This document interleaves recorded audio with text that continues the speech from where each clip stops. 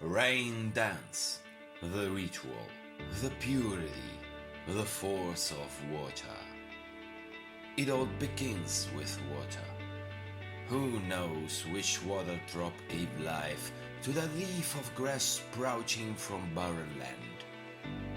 We also come from there, submerged, waveless, not cold or warm.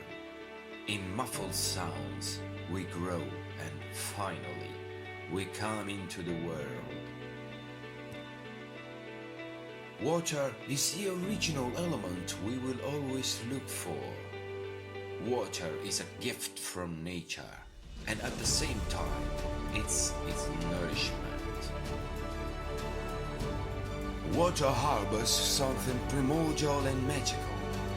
Its force has always been involved. Rain gives life to the desert. Rain is long in coming. It lingers beyond the cloud.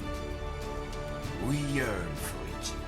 We invoke it dancing, as if we were urging it to do the same, resuming the life cycle where it falls, evaporates, and again nourishes the earth in a perfect and harmonious round dance that generates plants, flowers, and fruits.